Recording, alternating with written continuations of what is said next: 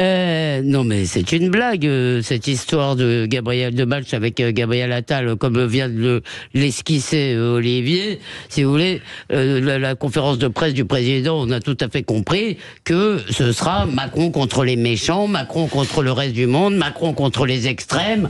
Je vous dis, c'est la guerre des étoiles. En fait, on est dans une sorte de, je cherche le mot, il me viendra tout à l'heure, mais dans un grand récit qui donnerait un formidable film, je pense, comme Star Wars, ou enfin, vraiment. Mais si vous voulez, c'est Macron contre les forces du mal, des deux côtés. C'est ça qu'il a mis en scène ce matin. Alors, je ne dis pas que Gabriel Attal ne pourra pas laisser la libre cours à son talent d'une façon ou d'une autre, mais il est clair que ça y est, je veux dire, Emmanuel Macron ne va pas, je réponds à la question d'Olivier, à mon avis, ou alors, si vous voulez, il y a une autre possibilité, c'est qu'il le laisse faire et qu'après ils disent, eh ben voilà, si ça s'est pas bien passé, c'est parce que c'est pas... Il faut que je fasse tout. Il faut que je fasse tout dans cette maison. Je n'ai pas été forcément convaincu par la conférence de presse de ce matin, mais il faut reconnaître que pour Gabriel Attal, le président de la République a donné quelques pistes d'argumentation qui ne sont pas complètement ineptes, notamment lorsqu'il extrémise les deux camps antagonistes et qu'il dit qu'ils ne sont pas crédibles et qu'ils ne pourront pas gouverner. On peut n'être pas d'accord, mais il y aura de quoi puiser dans ce vivier-là, me semble-t-il. Oui, mais d'accord, sauf que le risque, c'est qu'on aboutisse tout simplement à une chambre ingouvernable. Et là, il s'adresse à son socle, en réalité, aux gens qui veulent être rassurés, qui finalement trouvent que l'Europe c'est super, qui vivent plutôt dans les métropoles que dans les zones rurales, etc. Mais ceux-là, il les a déjà et ça fait pas une majorité. Le problème, c'est en fait, avec 3 pôles, c'est clair, il l'a posé, il n'y a pas de majorité. C'est deux. Il faut forcément qu'il y en ait 2 qui s'allient. Or, visiblement, comme aucune alliance ne semble... Mais son calcul, par rapport à ce que dit Philippe, son calcul est simple, que les électeurs Glucksmann qui détestent et qui ont la coupe aux lèvres concernant l'accord avec LFI le rejoignent, et du côté des Républicains, c'est la même stratégie dément.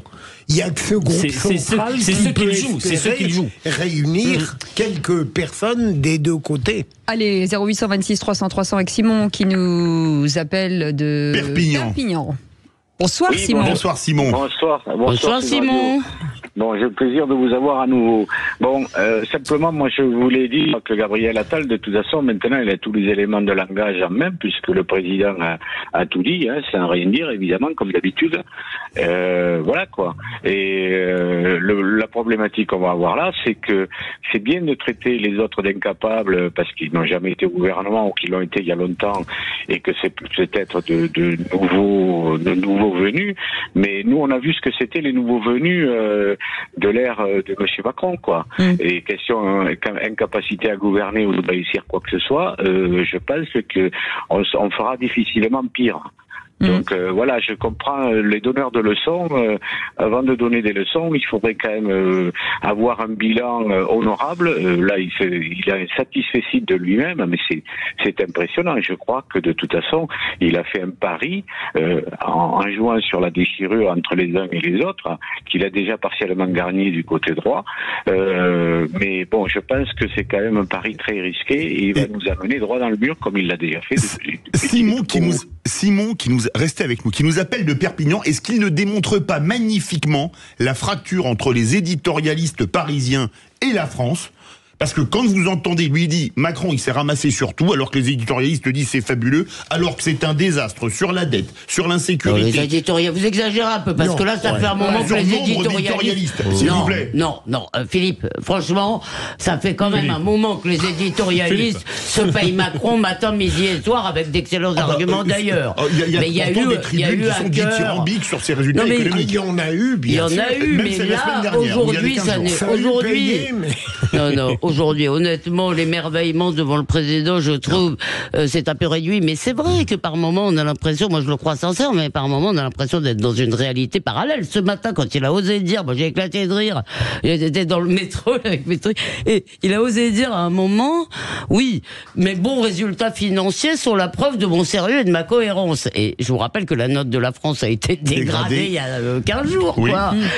Que la dette a explosé. Enfin, et que le budget 2024 n'est pas fini. Et le gars nous dit mes bons résultats financiers. Et comme je ne le crois pas menteur, et moi je ne crois pas son cynisme, je peux pas croire qu'il fasse tout ça simplement par calcul, je crois pas à ça. Donc, moi je me demande finalement, Olivier, mais comme vous avez connu peut-être d'autres personnalités de gauche, je me demande parfois si le discours présidentiel n'est pas obligé de s'inscrire dans une forme de logiciel qui parfois peut le faire apparaître un peu absurde aux yeux des citoyens qui ne sont pas admiratifs. On dit ce qu'on a fait, on est content de ce qu'on a accompli, on donne l'impression de comprendre ceux qui ont voté contre vous.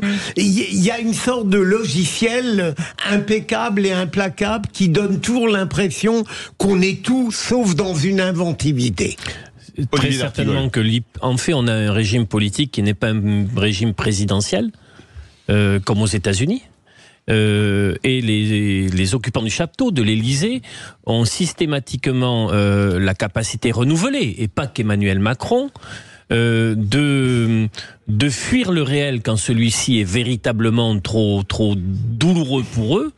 Et l'exercice d'aujourd'hui du président a quelque chose, en effet, d'irréel pour les personnes qui vivent dans ce pays et qui ont vécu les 7 dernières années. Il y a quelque chose, on dit déconnecté.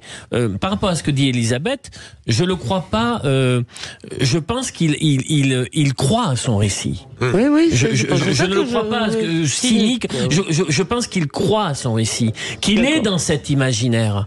Et il suffit de regarder d'une certaine manière son entourage proche, qui doit lui dire au millimètre près ce qu'il a envie d'entendre pour bien voir aujourd'hui là où il en est. Excusez-moi, proposer un grand débat sur la laïcité, ce qu'il a proposé ce matin, alors que terrible. Tous les grands débats servent à caler les meubles dans les préfectures depuis 6-7 ans. Non, mais c'est ça. Question. Et sa proposition politique phare, une fédération de projets. Personne ne comprend ça. Une révolution copernicienne. On dirait, entre nous, dans une pièce de Labiche ou de Feydeau, on pourrait tout à fait utiliser, le débat sur la laïcité, c'est à hurler de rire. Oui. Parce qu'il me semble que cette question était déjà au centre du discours des Mureaux et de toute la politique sur le séparatisme et de plein d'autres, j'ai plein d'autres occasions. Gabriel Attal a fait beaucoup de choses là-dessus. Et tout d'un coup, je veux dire, le président nous dit, on va débattre de la laïcité. Puis on en a marre de débattre, en fait. Oui. Ça, par contre, les auditeurs veulent débattre. Bonsoir, Stéphane. Ah oui. Oui, allô. Oui, Stéphane, on vous entend. Alors. De loin, vous êtes où, Stéphane? Là, je suis là, je suis vraiment pas très loin. Non, en fait, moi, vous m'entendez ou pas? Oui, mais moyen. Moyen. Alors, attendez, je vais faire mieux, une petite seconde. Non, en fait, moi, ça me rappelait les élections avec Ségolène Royal, Nicolas Sarkozy et puis François Bayrou, qui avait perdu les élections, où en fait, était arrivé en troisième position. Et il avait fait une déclaration, on avait l'impression qu'il avait gagné l'élection. En fait. Alors, Stéphane, on n'entend rien. Pas. En plus, vous êtes en voiture. On n'entend rien, on entend très mal. C'est pas possible. Je reviens sur les ministres. Aujourd'hui, 20 ministres sont, en tout cas, députés à la base. Mais qu'est-ce qu'on va faire qu'est-ce qui va se passer? Parce que ces ministres vont être sur le terrain. Une vingtaine de ministres, c'est énorme. Les administrations centrales qui s'occupent du pays. Qui va s'occuper du pays? De toute façon, tout est gelé. Tous les grands textes qui étaient dit. La fin de vie, par exemple, c'est remis à zéro. C'est là où on a un État et une administration centrale. l'administration. Et le comble, vous vous rendez compte, Cécile, c'est qu'on se rende compte, en l'absence des ministres, que la France a... Qu'on peut s'en passer, comme en Belgique. Non mais c'est quoi? C'est le préfet de police, je sais pas, on reçoit des chefs d'État et tout ça pour les JO ou des athlètes? Oh non, il va y avoir des chefs d'État. D'accord, donc je propose, si jamais on a un gouvernement, on risque d'avoir un gouvernement qui expédie les affaires courantes, en vrai. Oui. C'est-à-dire, s'il n'y a pas une majorité carrée qui sort des urnes, on sera en pleine tractation, on aura les manifestants dont Philippe nous a parlé, les lycéens braillards qui lutteront contre les heures les plus sombres. Oh là là, les résistants des Jean Moulin partout. Non mais ça va être compliqué quand même, Olivier D'Artigol. Premier tour à la fin du mois, un second tour le 7 juillet. Je ne veux pas, c'est mon sujet et mon point du jour. Le problème sera s'il n'y a pas de majorité absolue dans la prochaine Assemblée nationale. Alors on bascule dans quelque chose dont on ne connaît pas la suite. Mais avec 3 blocs, comment tu veux qu'il y en ait? Vrai problème. Notre auditeur du jour, Benoît de Limoges. Rebonsoir Benoît. Benoît, vous écoute. Vous êtes prêts? Alors votre avis, c'est un nouveau duel Bardella-Attal ou pas? Moi, je vais aller un peu à contre-courant de tout le monde. Je vais dire oui. Je vais dire oui parce que c'est un peu comme ça qu'on nous le présente et c'est un peu comme ça on a voulu nous le présenter depuis le grand débat Attal, Monsieur Attal, Monsieur Bardella. Et je trouve ça un petit peu. Et puis alors les dissensions, enfin les petites tambouilles politiciennes là qu'on assiste, nous amènent un petit peu à ça. Parce que je pense, alors après je peux me tromper, j'ai pas une grande science politique, bien que je m'y intéresse depuis pas mal d'années. Je crois que si les politiciens pouvaient réfléchir un petit peu, s'il y a autant de gens qui ne vont plus voter, ou si on a élu Monsieur Macron 2 fois en 2017 et puis 2022, et si aujourd'hui c'est le RN qui monte, c'est peut-être parce que justement les gens en ont assez de ces petites magouilles politiciennes, de ces petits arrangements entre partis et de surtout tous ces aficionados parachutes de la politique qu'on veut plus en fait. En fait, vous parlez des candidats du qui c'est qui l'a dit, c'est ça que vous êtes en train de dire. C'est ça. Parce que finalement, Gabriel Attal. Vous savez, on entend là c'est toujours les mêmes là par exemple. Alors bon, il va pas se présenter, mais quand j'entends des Monsieur Moscovici qui sont toujours plus ou moins au pouvoir, alors que si on est, moi je vais faire quelque chose qui me semble un petit peu bizarre pour moi. Je vais prendre un peu la défense de Monsieur Macron. Si on en est là aujourd'hui, c'est pas que à cause de lui, même s'il a quand même fortement amplifié le phénomène. Mais on paye des politiques, des politiques de droite et de gauche. Et je crois que si le RN monte aujourd'hui, c'est à cause de ça, c'est qu'on n'en veut plus de ces gens-là qui se font élire sur des belles promesses et qui au final ne font rien de bon pour notre pays. Merci Benoît. En tout cas, vous allez jouer avec nous dans un instant au qui c'est qui l'a dit. Vous êtes contre la liste Philippe Bilger, contre la